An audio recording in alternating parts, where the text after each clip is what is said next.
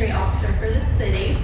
Our program today is the second in a quarterly series this year celebrating the 120th anniversary of City Hall.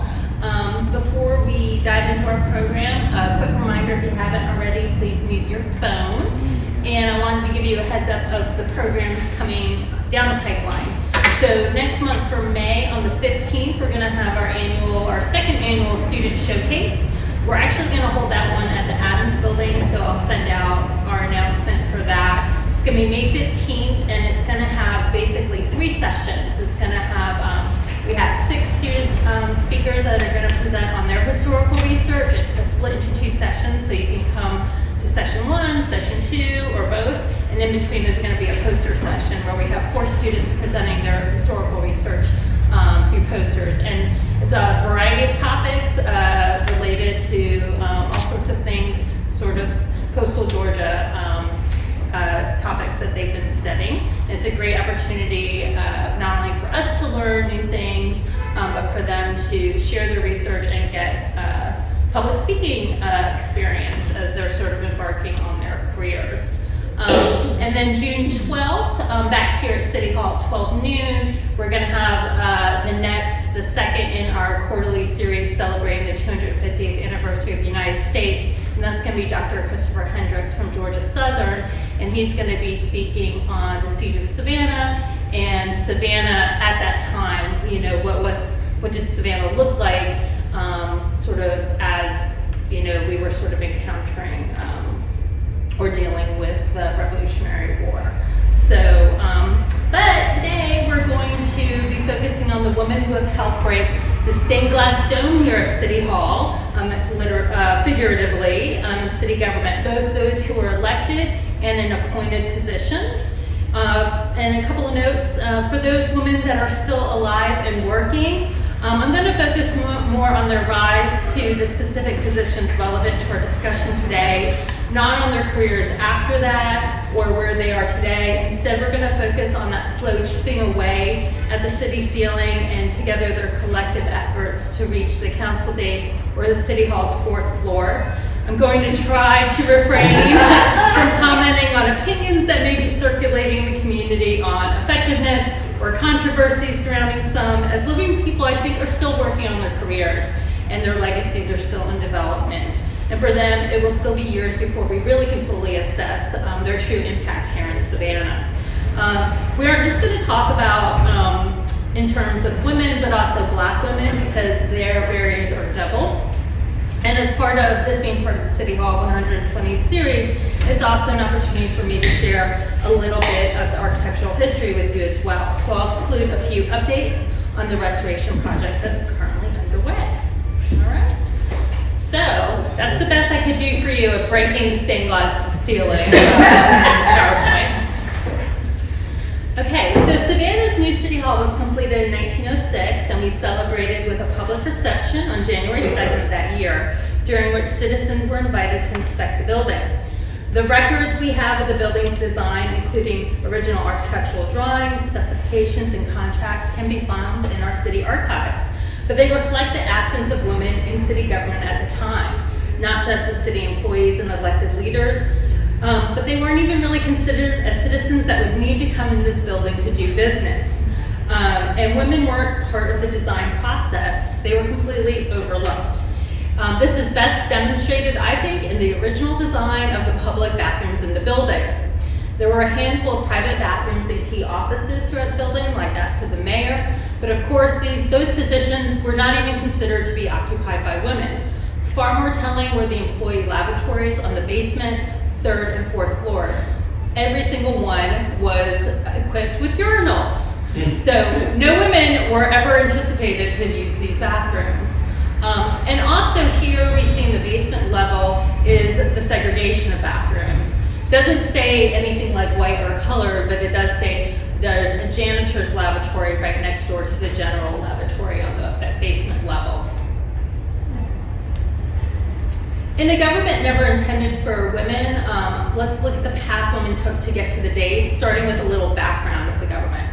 So the City of Savannah government was chartered on December 23rd, 1789 by an act of the Georgia State Legislature Spracher that was signed by Governor Telfair. Our first election was then held the following March in 1790, where Savannah's voters, men only, elected the aldermen to serve terms of 1 year. The aldermen then selected from their own body who was going to be the first mayor, and that was John Houston. Aldermen were elected by ward, so as new wards were laid out, the number of aldermen continued to grow. And it wasn't until 1843 when the mayor was then elected directly by the voters for the first time.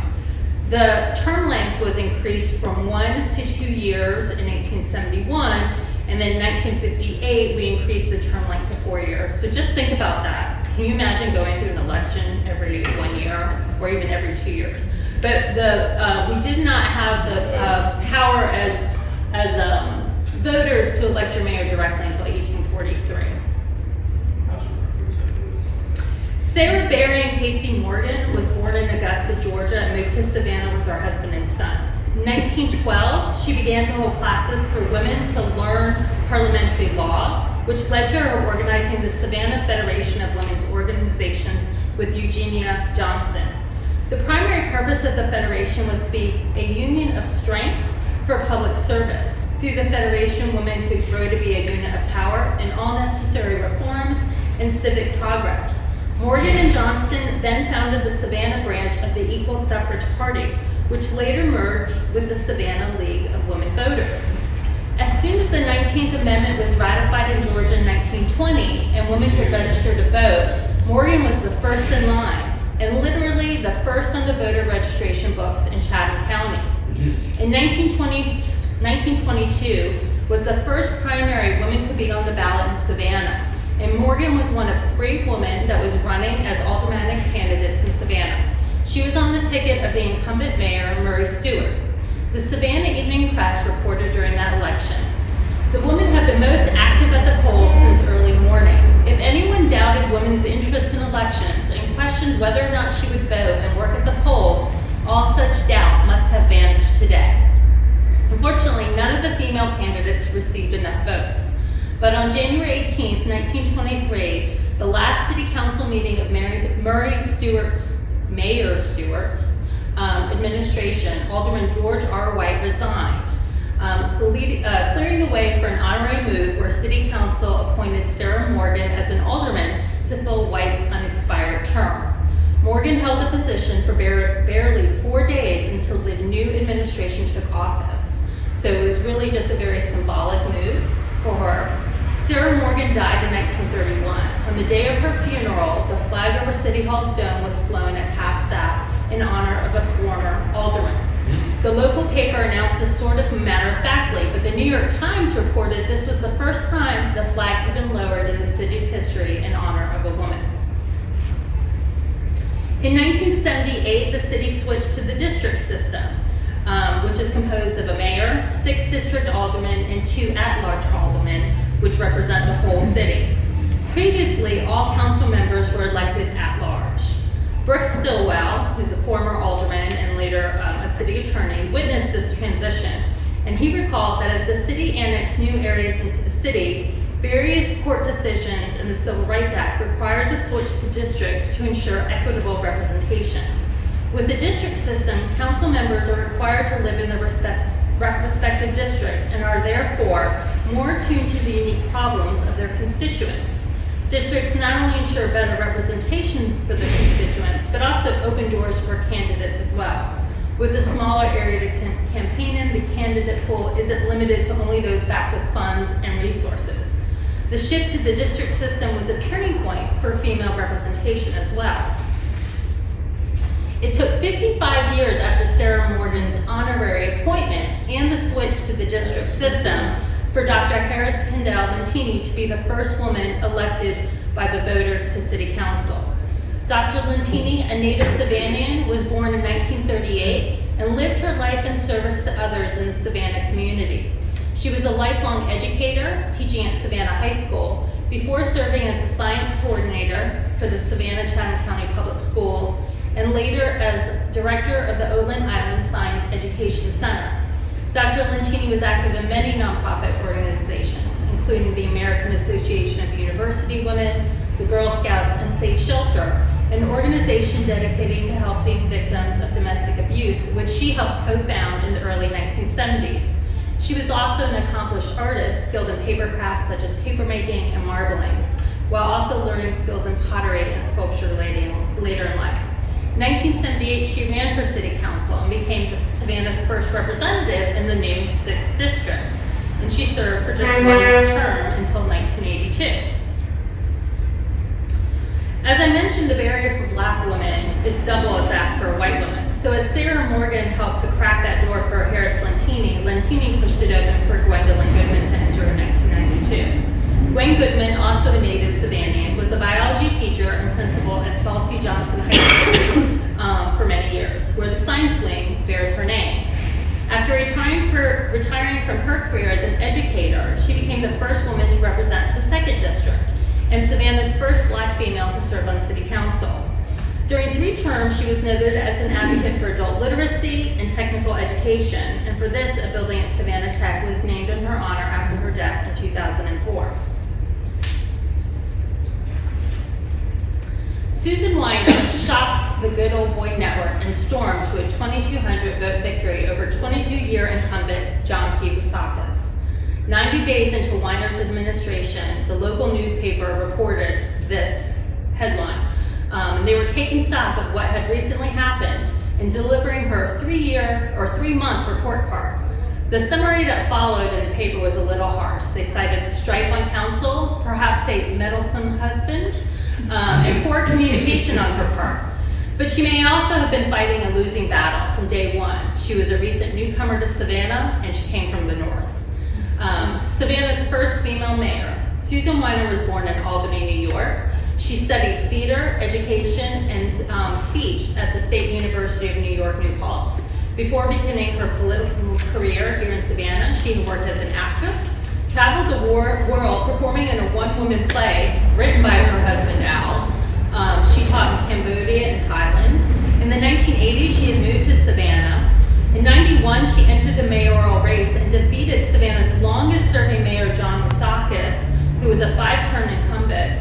Weiner, a Republican, had conducted a law and order campaign promising to address local crime issues like the infamous Ricky Gibbons gang. And if you've been in Savannah for any time, you've heard of the Ricky Gibbons gang. People will still mention that whenever we have like a major crime wave.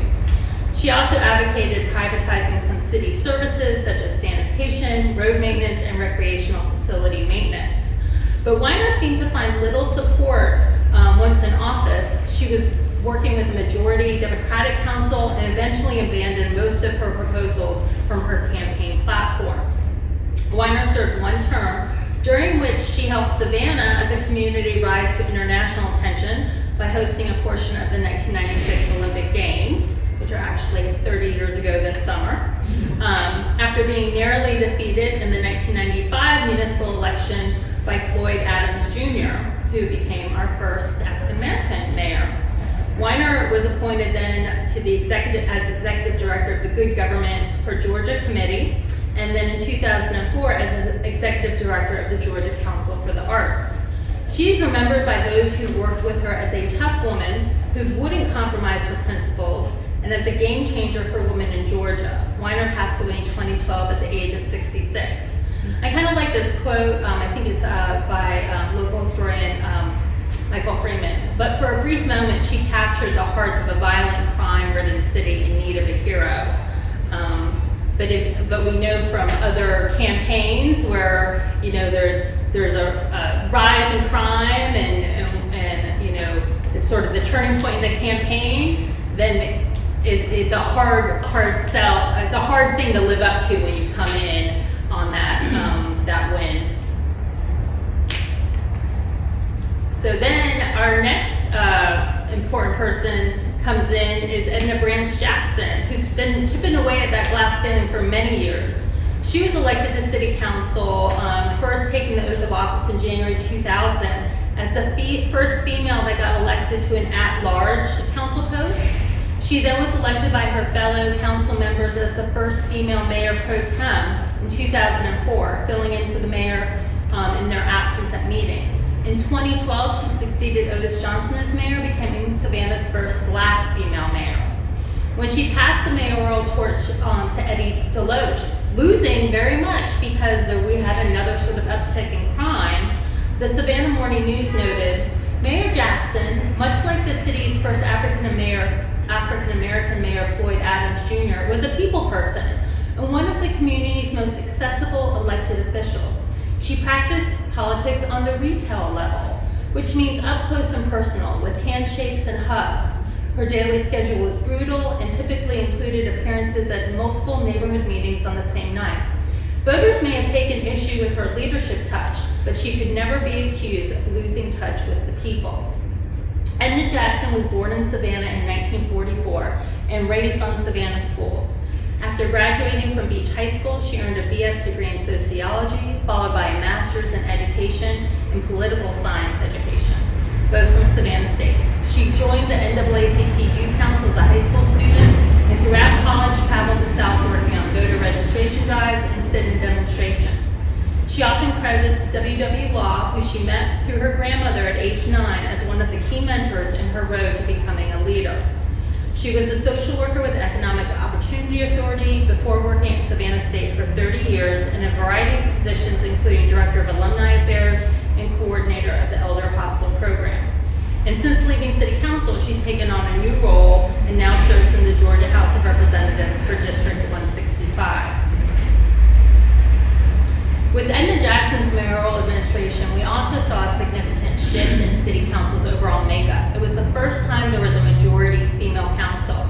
This was the 137th administration of the city government. So it only took 137 times to get a majority female council.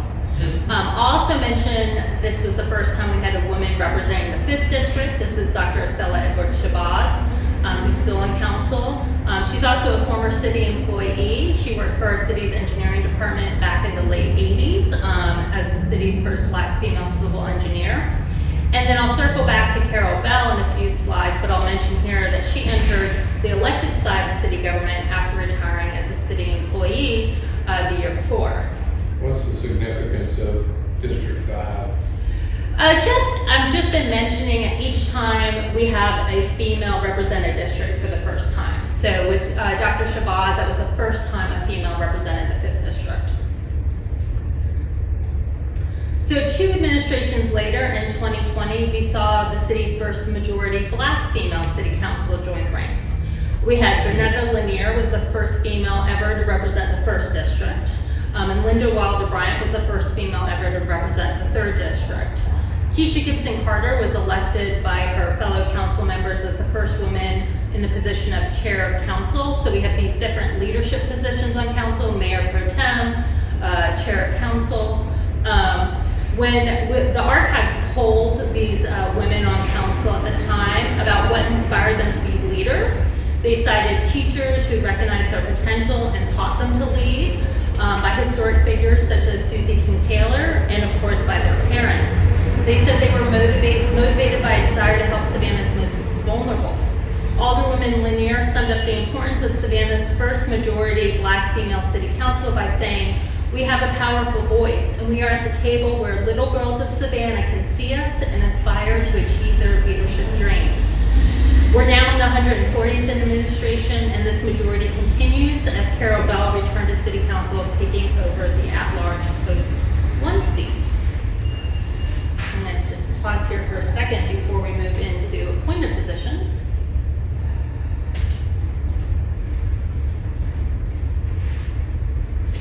So the City of Savannah's charter originally called for a weak mayor form of government. So that meant that City Council worked in these committees that would work with the operating departments and make recommendations back to the full council. So for example, you would have the Committee of Fire would recommend when the fire department would need like an appropriation for a fire truck. But by the 1930s, city was in dire financial straits, sort of a result of this type of government and also that constant turnover every 2 years of administration, right? So we had a lot long-term overspending, lack of oversight of the big picture.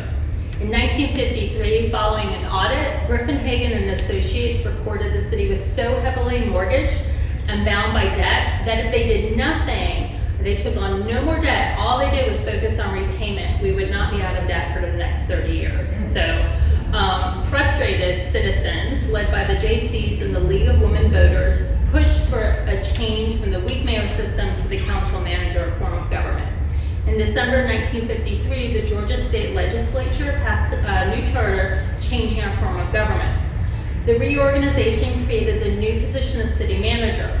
So now we have city council serves as our policy-making body, and the city manager is the government's chief executive officer responsible to council for implementing their policies. The city manager is responsible for the day-to-day operation and fiscal management of the city. The mayor continues to serve as the official head of the city. With the city's hiring of the first city manager in 1954, the city quickly reined in overspending, became more streamlined and efficient, and was soon out of the red. So I'll take a little time out to give you an update on our elevator, which takes you up to the 4th floor where the city manager's suite is.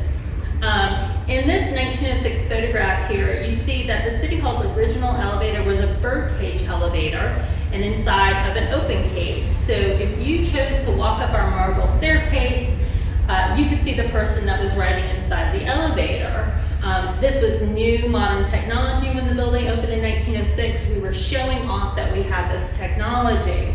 But by the 1940s, the elevator was in need of repairs and upgrades, and elevators by that time were no longer meant to be seen. They were old technology. They were hiding them behind walls. And so with that upgrade in the 1940s, they replaced the original car. It was now enclosed, and the drawing on the lower right shows how they enclosed the front of the cage when they installed a new enclosed car. And you can no longer see inside the car, even though we have the open cage on 3 sides. The mechanical systems of our elevator are not doing so good. They haven't been updated since 2000. We have constant breakdowns. If you work in City Hall, you know this. I think it was down for a good 2 months a year or so ago. So we are about to get upgrades to the mechanical systems, and we're taking that opportunity to bring back some of that visibility through the elevator. So they're not replacing the whole car, but we're actually opening up panels on 3 sides, the back and the sides of the elevator. So once again, next year, hopefully we'll be done in January with that project. When you come in, if you're walking around the elevator on the staircase and I'm riding in the elevator, we'll be able to see each other again. Yeah. And bring light, natural light through the elevator and recapture some of that experience of the original birdcage. So I'm real excited about that.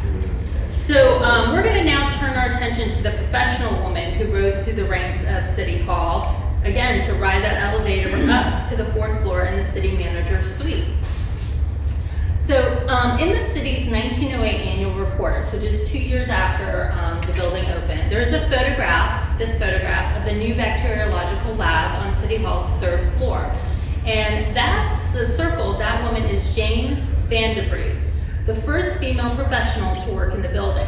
Jane was born in Wisconsin to Dutch parents and originally trained as a teacher, but her life took a dramatic detour at the age of 23 when an accident and surgery led to an infection and a very negative hospital experience. After recovering, she went back to school for nursing, and at the age of 27, she became Dr. Victor Bassett's lab assistant in bacteriology at Milwaukee Hospital. When Bassett was hired by the city of Savannah in 1908 to set up our new bacteriological lab, she came down with him as the assistant city bacteriologist, a role she filled until 1917. In her spare time, and she must have had tons of it, she taught bacteriology at local nursing schools, engaged in Red Cross work, and became involved in the Georgia State Nurses Association. She helped organize Red Cross chapters up and down the Georgia coast, and in 1917, when she left city employee, she became director of nursing services for the Southern Division of the American Red Cross over a 5-state territory. Through her work, she identified a lack of schools in the South that addressed public health and helped establish a new public nursing program at Peabody School in Nashville, with a similar program at the Medical College of Virginia in Richmond for Black nurses. As a result of the Depression in the 1930s, Jane became engaged in one of the biggest and perhaps most satisfying undertakings of her career. At the invitation of Harry Hopkins, director of the Civil Works Administration, she assumed the position of Director of Women's Work in Georgia, where she felt she could be able to do more for nurses who were becoming increasingly among the unemployed. As a result of her leadership, 593 nurses were employed in various health projects, and so successful was the visiting nurse service in maternity and infant welfare that practically every county in Georgia was included. As a result of this, public health nursing in Georgia was developed in the State Department of Public Health. Her oversight wasn't limited to nurses, and in 1934, there were 3,500 women employed in sewing, clerical, and library projects, as well as women working on the federal farm home surveys. This work also made her a target of Georgia Governor Eugene Talmadge, which I see as a badge of honor personally. Talmadge opposed relief programs, and specifically federal relief. He fired Jane on the grounds that she wasn't a native Georgian, and therefore could not understand Georgia problems. Hopkins then threatened to shut the whole program down in Georgia, which resulted in a wave of backlash from people who were afraid Georgia was going to lose its works program. Hopkins used that to federalize the program and cut Talmadge and his appointed board out. He then reappointed Jane, and she worked for the WPA until 1942. Jane's life and work not only uplifted nurses in the public health profession, but improved the status of women breaking through prescribed sex roles and institutionalized segregation in the South. And she got her start in Georgia right here in City Hall. After her husband Clyde died, Catherine S. Redmond came to City Hall looking for a job. She said she had never been inside City Hall before this. In 1939, she was hired by Mayor Thomas Gamble as the secretary to the director of public works. 3 years later, she was transferred to the clerk's office as secretary to the clerk council. After the clerk, P.J. McNamara, died in 1946, she was named acting clerk, the first woman ever to hold the job. And the clerk is actually one of our oldest positions in the city. It dates back to 1789. This may have been sort of a fluke. Actually, I should say 1790.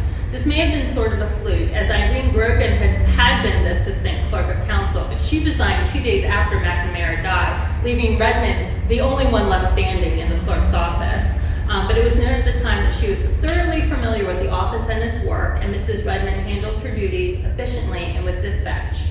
She did not get the permanent position at that time. It went to a man named William Ray, but it would circle back to her again in 1955. Redmond served as a clerk until she retired in 1972.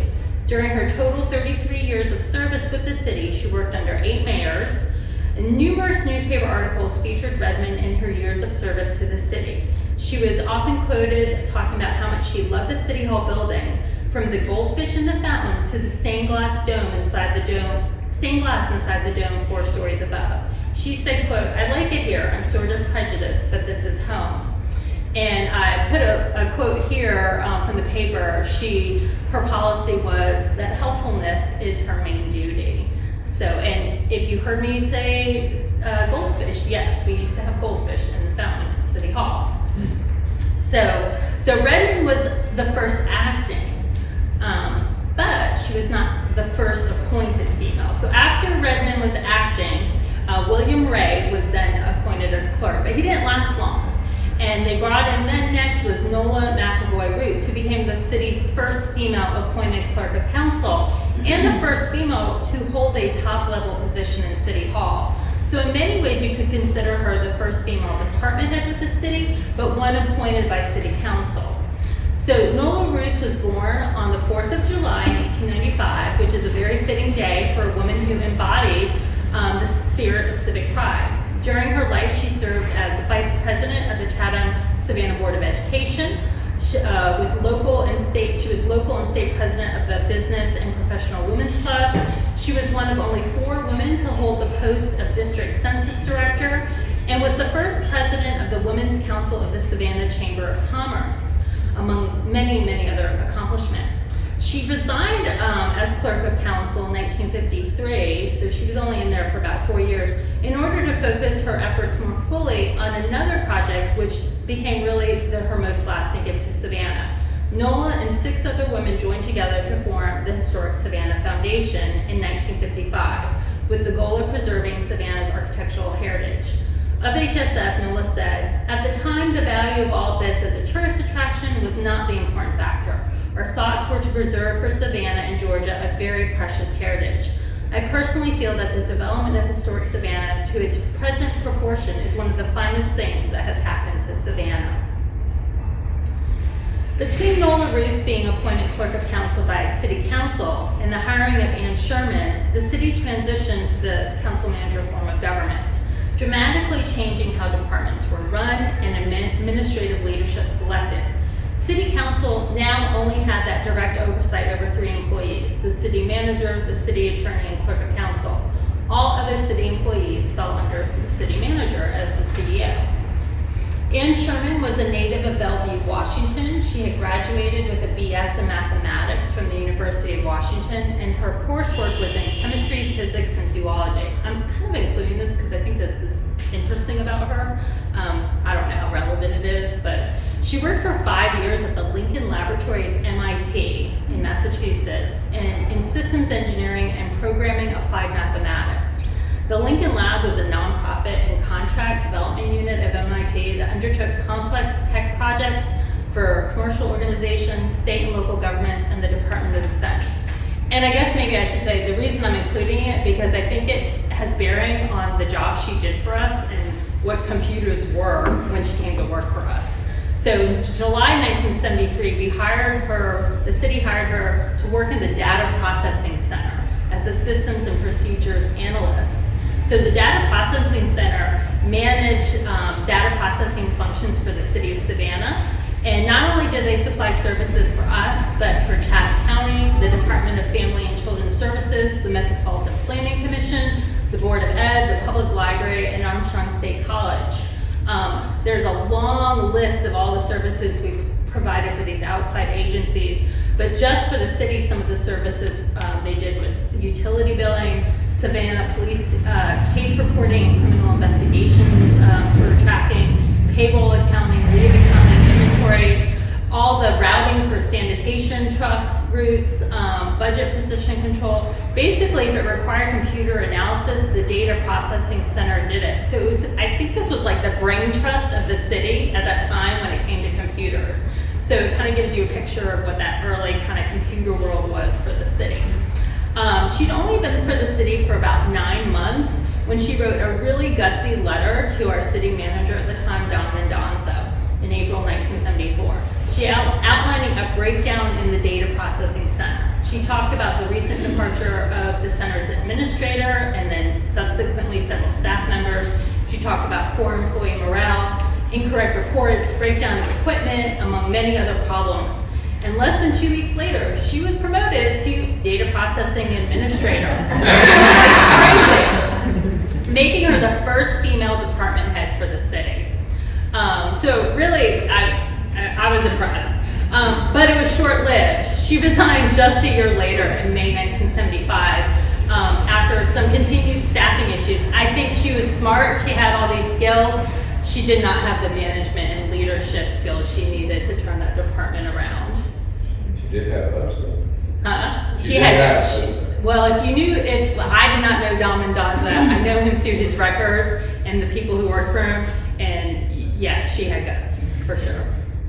So around the same time Ann Sherman was working in the Data Processing Center, Carol Bell, who now is on City Council, was also joining the city organization.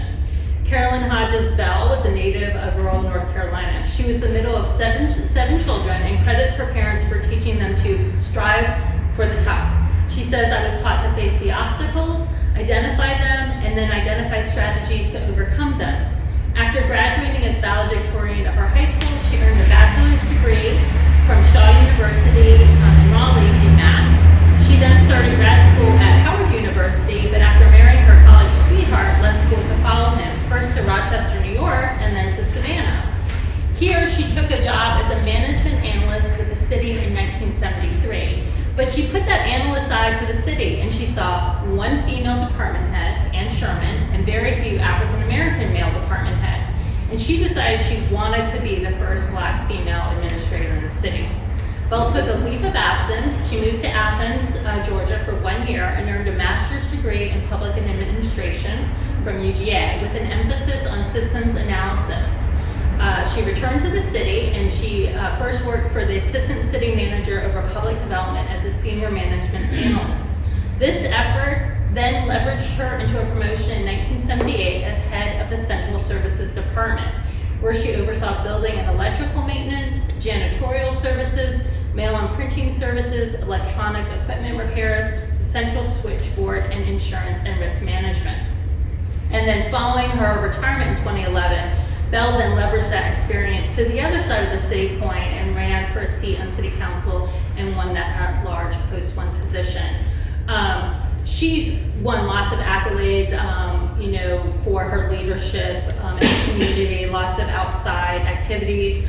I was really interested in some of this early coverage of her, and this quote from the newspaper I thought was interesting. I went from having a boss to supervising 40 to 45 people. All of my supervisors were older Southern white men. I anticipated problems, I had none. It was amazing. I think they were more interested in me as a manager, can she do the job, than they were in fact that I was Black. I had no racial problems. So they were like really kind of fascinated to get a Black female director.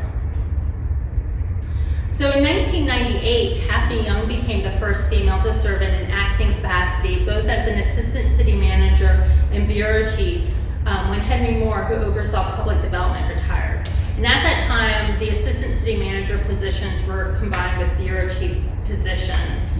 And I was gonna say this later, but let me explain it now. So bureaus, we now call service centers. The way the city structure, if you don't know, is set up with city manager, then we have these service areas, which we used to call bureau.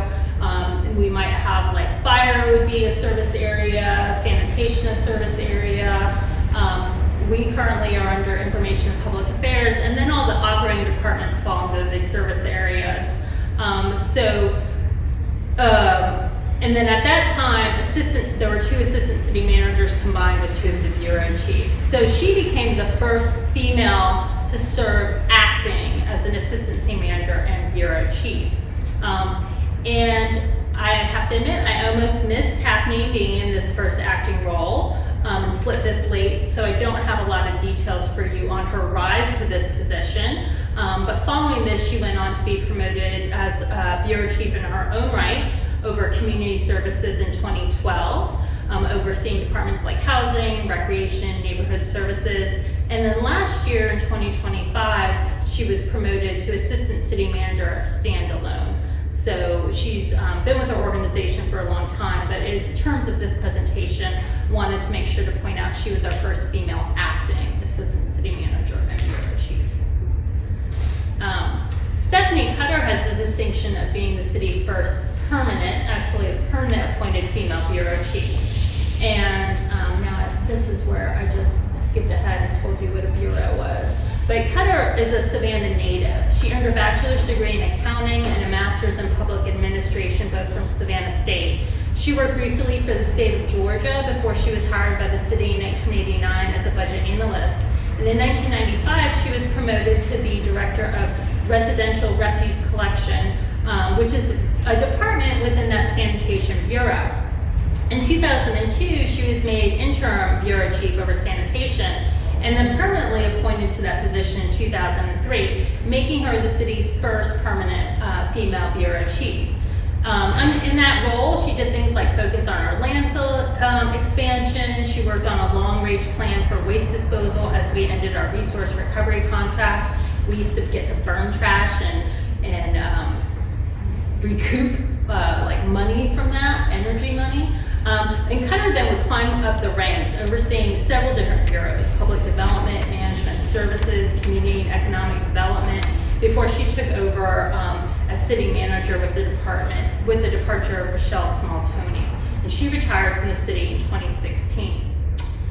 And that's going to bring me to Rochelle Small-Toney, who was appointed to the highest executive position in the city in 2011 by City Council. So Small-Toney is a native of North Carolina. She earned her BA and Master's in Public Administration from UNC Chapel Hill. Her prior local government experience includes budget analyst for Wilmington, North Carolina, assistant city manager for Danville, Virginia, and assistant city manager for Charlottesville, Virginia. She was hired as Savannah's first female assistant city manager over the Bureau of Public Development in 2007. And following the resignation of Michael Brown, she was appointed as Savannah's first female and first Black city manager in March of 2011 in a unanimous vote of council during the administration of Mayor Otis Johnson. However, the next 18 months were marked by turmoil within the city organization. And in October of 2012, so just about 18 months, Mayor Edna Jackson asked for her resignation after a 6-3 vote of city council. She received it, and then it was accepted in another 6-3 vote of city council. In a 2021 oral history interview with former Mayor Otis Johnson, he reflected on Small Tony's appointment and tenure as city manager, and this is what he had to say. At the end of that term, we had the opportunity to hire a city manager because Michael Brown left to go to a job in Virginia, and it was one hell of a struggle coming to terms with the fact that we should have the first African-American city manager. And I was adamant about that. I mean, that was one of my goals. Not only did we get that first African-American city manager, but we broke another glass ceiling by having the first female. So we wrapped that all into one. It was an opportunity that we presented. And I came up with this phrase later, and it might be kind of a justification, but we provided a person with an opportunity, but we could not guarantee the success of that person.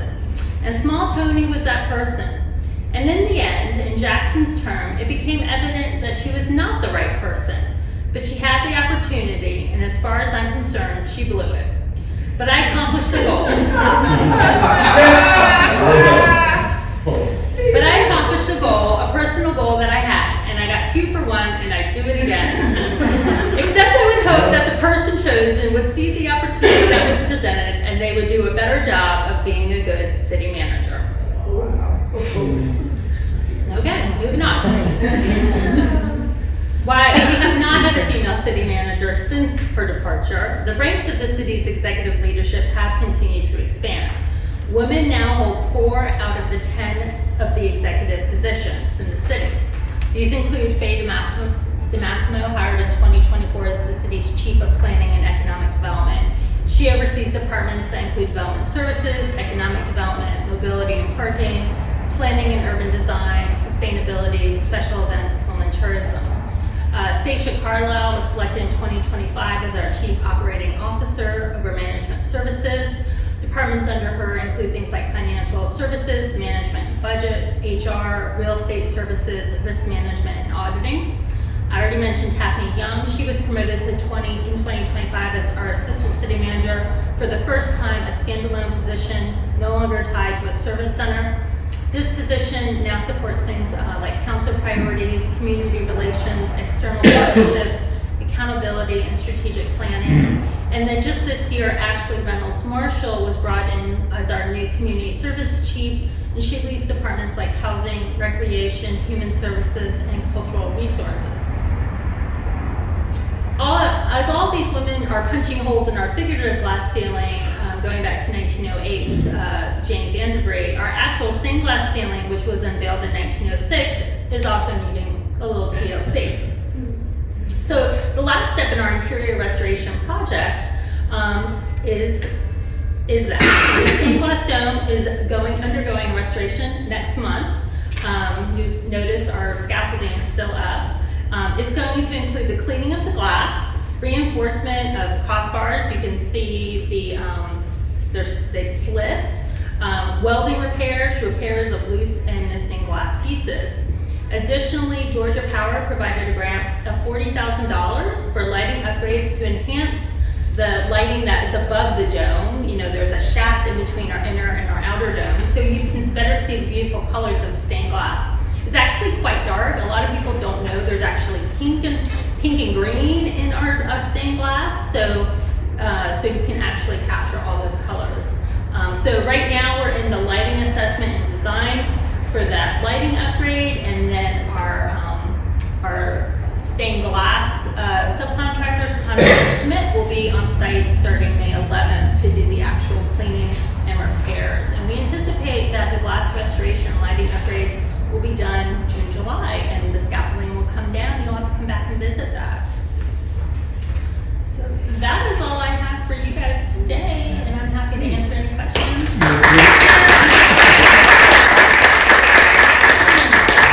You're leaving now.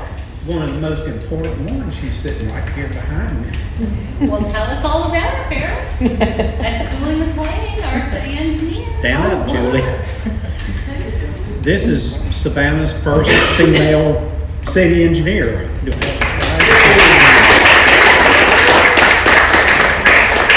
you need to get that into your history. Well, and not just sure, Julie. I was really trying to keep my presentation to City Hall stuff. So there are many fabulous women across the city who've been first in their departments, and so yes, there's many women I have left out, and Julie is one of them for sure.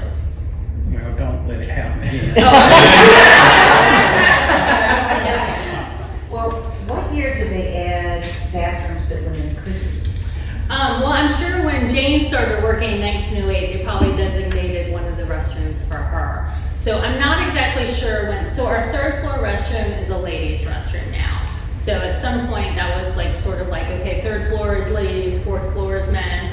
In the basement, we had where the janitors and the general, one of those is men's and the other one's gone, and then they installed a ladies' restroom where there never was a restroom now. So when you go down to the basement and there's public restrooms, the ladies' restroom is not original at all.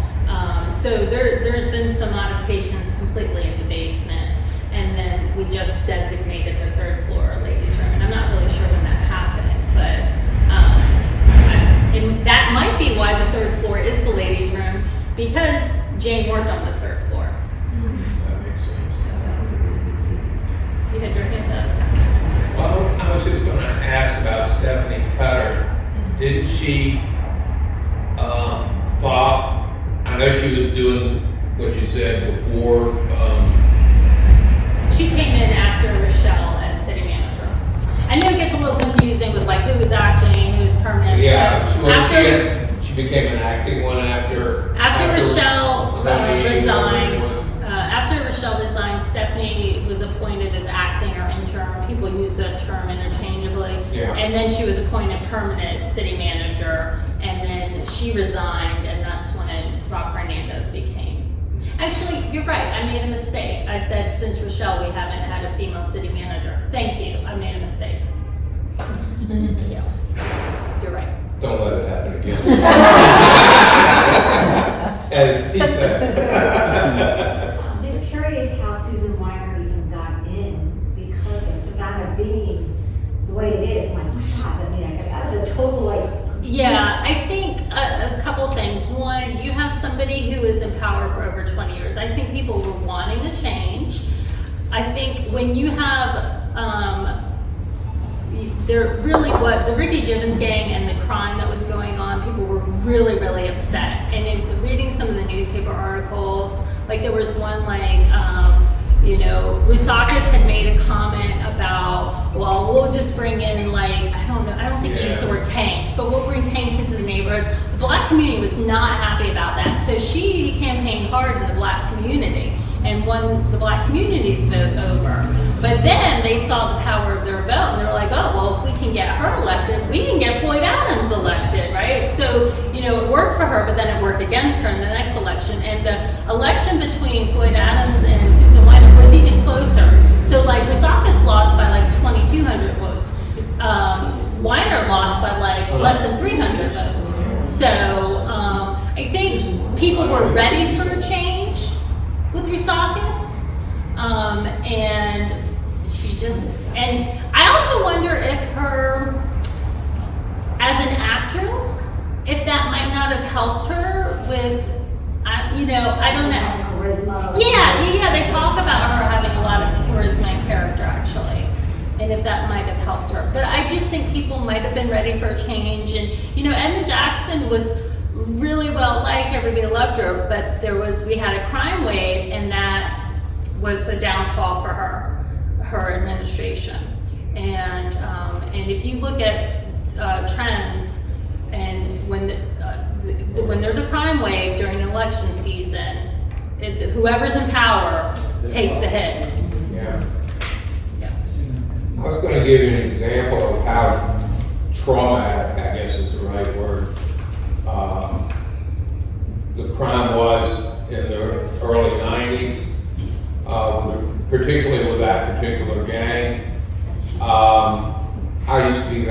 counselor during that time. And I would stay out 2 hours later than I normally would, so I could watch the 11 o'clock news to see if any of my kids had gotten killed on those people. And so that just gives you an example of, a sample of how that gang really traumatized really the whole city. I mean, yeah, I would say it's only in the last 10 years that people have stopped talking about it. it came up in conversation a few weeks ago with somebody, I don't remember who it was. But, yeah, it was a big deal.